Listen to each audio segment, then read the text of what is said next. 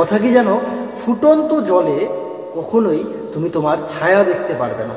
আমাদের জীবনে যখন কোনো সমস্যা আসে আমরা তখন সমস্যার সমাধান খোঁজার জন্য ছোটাছুটি করতে থাকি, এদিক ওদিক দৌড়াদৌড়ি করি যে সমস্যার সমাধান কিভাবে খুঁজবো।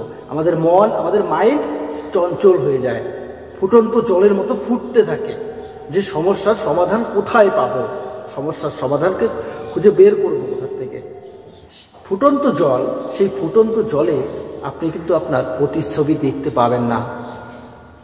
আপনাকে জলের মধ্যে যদি প্রতিচ্ছবি নিজের দেখতে হয় তাহলে জলকে শান্ত করে তারপরে দেখতে হবে। ঠিক তেমনি আমাদের জীবনে যে আমরা এই যে সমস্যাগুলো থেকে বের হতে চাই তার জন্য আমাদেরকে শান্তভাবে থাকতে হবে। শান্তভাবে সেই সমস্যার কারণ খুঁজতে হবে, সেই সমস্যাটা কোথা থেকে আসলো, এর মূল কারণটা কি, এই সমস্যাটা হওয়ার যে শুরুটা, যেখানে মূল বিষয়টা, সেইখান থেকে আমাদের সমাধান খুঁজে খুঁজে বের করতে হবে।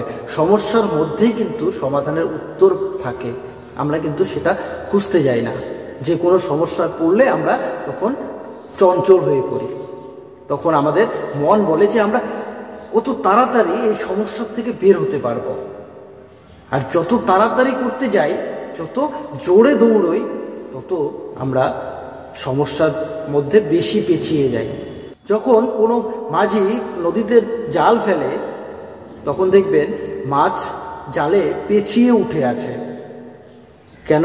এর কারণ একটাই, যে মাছ জালে ঢোকার সঙ্গে সঙ্গে তারা বেরোনোর চেষ্টা করে। এবার কোন দিক দিয়ে বেরোবে, চতুর্দিকে দৌড়দৌড়ি করতে থাকে, জালের মধ্যে মাছগুলো পেঁচাতে থাকে, এর ফলে আরও তারা জালের মধ্যে বেশি করে আটকে যায়। তো আমাদের সমস্যাগুলো সেরকম জালের মতো, আমরা সমস্যার ভেতরে যখন ঢুকে যাই তখন আমরা সেই সমস্যার থেকে বেরোতে চাই, তখন আমরা সেই সমস্যার ভেতরে ঢুকে বেরোনোর জন্য দৌড়দৌড়ি করতে থাকি, ছোটাছুটি করতে থাকি, কিভাবে সমস্যার থেকে বেরোবো, কিভাবে সমস্যার থেকে বেরোবো, কিন্তু সমস্যার থেকে বেরোতে পারি না। তখন আরও ফেঁসে যাই আমরা সেই সমস্যার মধ্যে, দিনের পর দিন সমস্যা বাড়তেই থাকে, কমে আর না। এর কারণ একটাই, আমরা সমস্যাকে সুন্দরভাবে শান্তভাবে সমাধান খোঁজার চেষ্টা করি না, আমরা চঞ্চল হয়ে পড়ি। তখন আপনি যদি সমস্যার সমাধান খুঁজতে চান তো একটাই উপায়, সেটা হচ্ছে শান্তভাবে সেই সমস্যার সমাধান খুঁজে বের করা।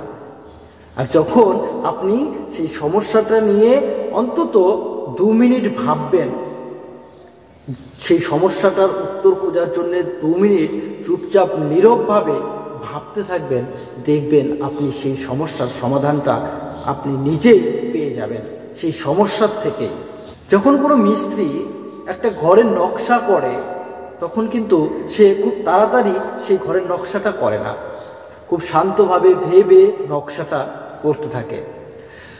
তো প্রত্যেকটা জিনিসই, প্রত্যেকটা কিছুই আমাদের শান্তভাবে করতে গেলে সেই জায়গাটা খুব সুন্দর হয়।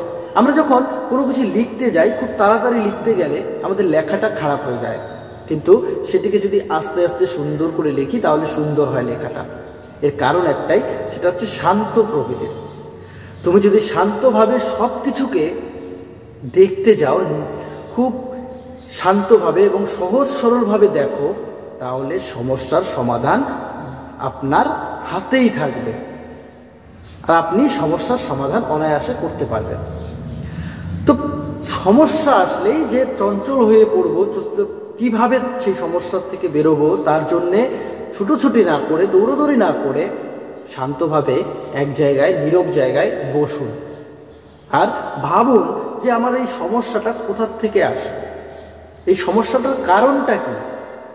আমার সাথে যে ঘটনাটা ঘটে গেল, যে এটা আমার সাথে ঘটার কথা ছিল না, কিন্তু সেটা আমার সাথে ঘটে গেল, এই ঘটনাটা ঘটার কারণটা কি, এর মূল কারণটা আগে খুঁজে বের করুন।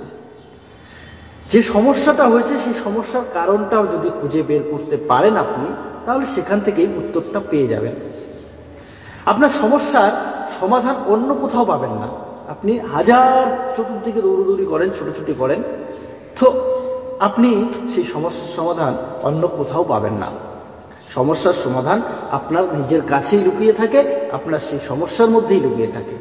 যদি আপনি সমস্যার থেকে বের হতে চান, তাহলে আপনাকে শান্তভাবে সেই সমস্যাটাকে নিয়েই ভাবতে হবে, যে সমস্যাটার থেকে আপনি সমাধান চান, যে সমস্যার উত্তর খুঁজে বের করতে চান, সেই সমস্যাটাকে পয়েন্ট করে আপনাকে ভাবতে হবে।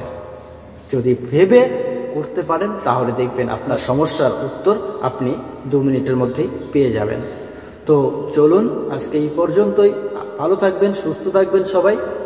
অন্য ভিডিওতে আপনাদের সবার সাথে দেখা হবে।